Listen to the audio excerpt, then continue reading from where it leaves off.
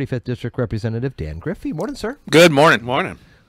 So first things first, you and work that you have been doing for many years has been starting to get a lot of traction, and I see now, again, something that we've talked about. Governor signed a law into measure seeking to eliminate this backlog of untested rape kits. Yeah, we're getting it done. On a very quick pace here. 2021 is when he wants to have this all cleared up. Yeah. You think well, we want to do it. He actually just signed it, so he had nothing to do with it. But there we go. It's us. So no, Washington State is actually leading the nation when it comes to sexual assault now. 5 short years ago, I found out when I came in the legislature, we had about 24,000 rape kits that weren't tested. And there was probably good reason why they weren't tested. Most of the time they garnered a prosecution. They thought, well, why would I go to the expense of testing it? Because, but then we thought, some experts said, well, why don't we collect the DNA and see if we can tie them to other crimes? If there was one crime, there may be more crimes. Yeah, well, we know that sexual assault, people that engage in these monsters, it's a serial crime. It's akin to serial killers, right? It's the same broken area in the brain. And they engage in similar patterns. So, yeah, getting this off the ground, there's a lot of frustration out there. People are like, why wouldn't you test them? Why wouldn't you test them? Sure. Looking at the reasons behind collecting them. I mean, we didn't even have a unified collection point where they went. I mean, some hospitals just stored them on shelves. Different law agencies stored them in their evidence room. We're fixing that. We've passed the sexual assault Survivors Bill of Rights, so you have the right to have your sexual assault kit. You go through that terrible exam. You have the right to have it tested. You have a tracking number where you can now be engaged in the process and you can follow it. You have the right to a defined amount of time for that test to happen. All these things are wonderful. We are going to find these monsters. We are going to convict them, and we're going to put them in prison. That's a very positive, very positive. What's been happening in 5 short years. I know the frustration of waiting 5 years, but we waited 5 years for something amazing, and we're on top of it now. And in governmental timelines, 5 years is not That's that nothing. long. Yeah. I know impressive. it gets. Again, I hear the frustration out there, and we have worked at, as far as government's concerned, breakneck speed. The fact that we were able to gain the funding to get the high throughput lab built in the fashion and speed that we would like to see in this bill is amazing. That's awesome. That's great.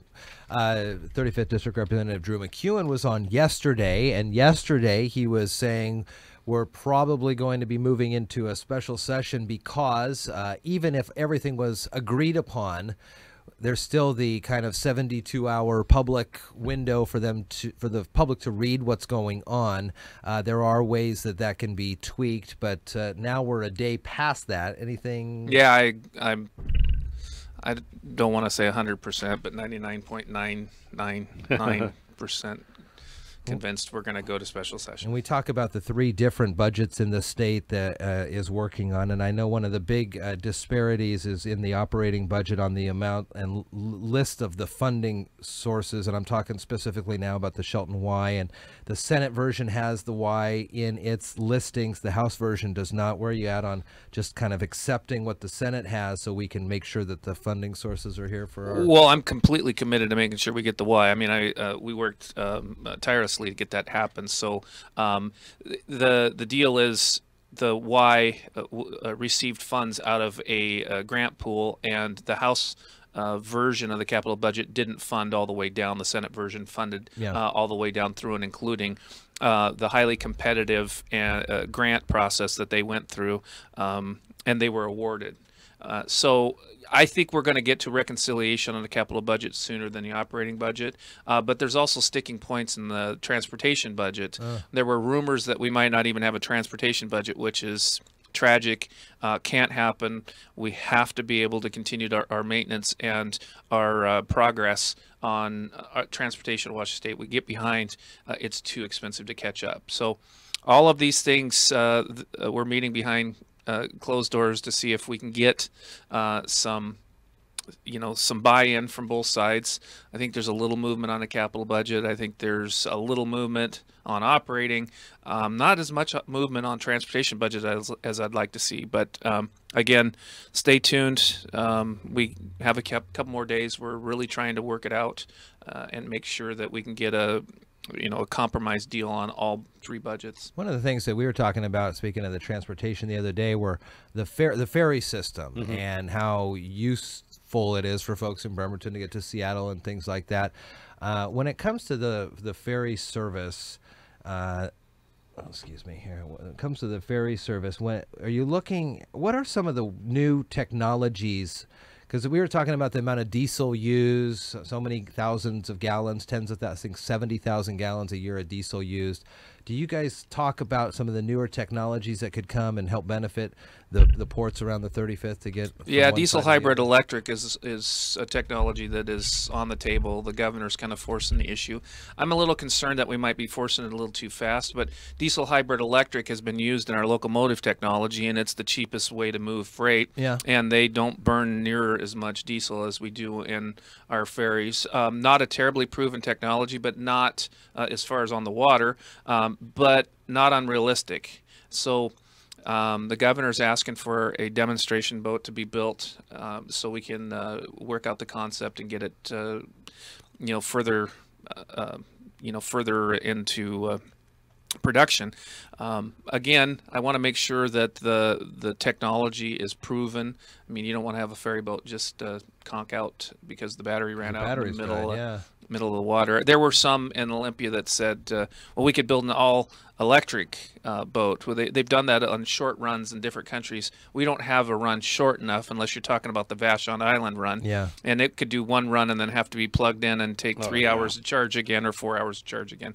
So again, if we're patient, the technology is going to catch up to our appetite. And sometimes when we're not patient in Olympia, we force a technology, and when we force that technology, we waste a lot of money. When the innovators give them a little more time, not a lot, they're getting this thing down. So we're talking about alternative propulsion systems. Our new ferries, I was disappointed when the ferry service, they brought in the new Olympic class ferries, and I was highly critical when I was running for the office for the first time, that they brought in a set of plans. We went to then Todd Shipyard, now it's Vigor Shipyards, and said, now build us this boat.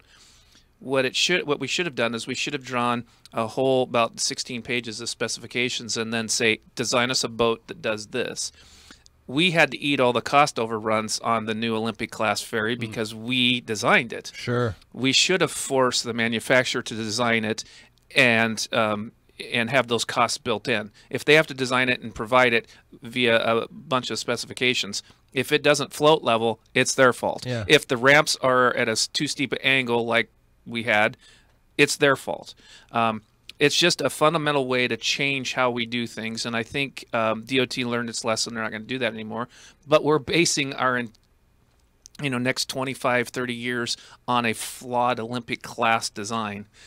So even on the hybrid ferry that the governor would like to see, it's going to be based on the the Olympic class chassis.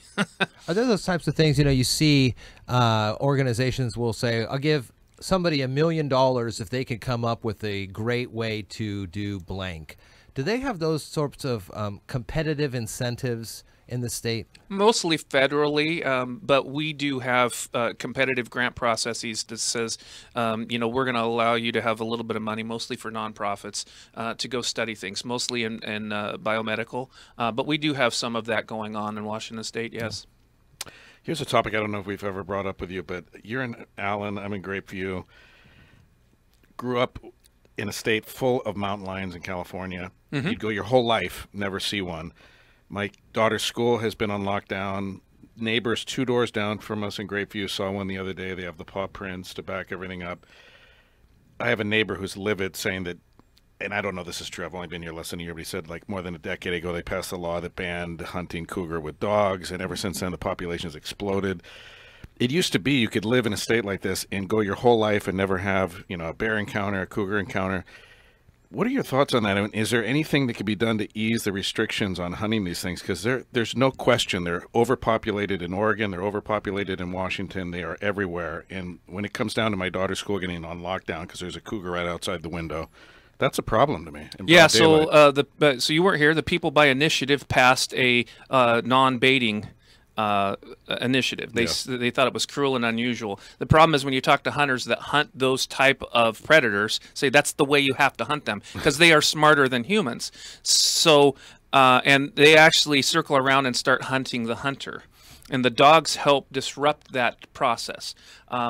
We need to listen to the people that know how to hunt those critters. What can we do, or what can? Well, I mean, we've been pushing hard just to get the wolves who are decimating eastern Washington livestock. Yeah, get them in check. And there are some pretty sensitive people that say, no, you can't hunt the wolves.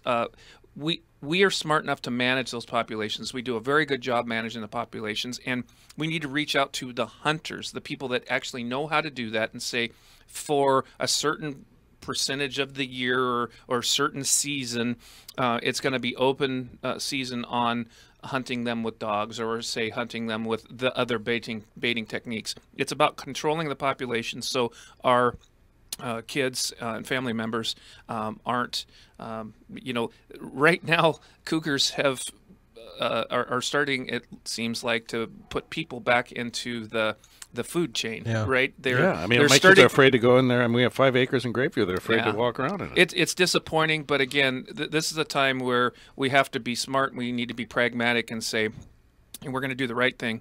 We're going to make sure that the public is safe. My wife and I had an encounter with a cougar.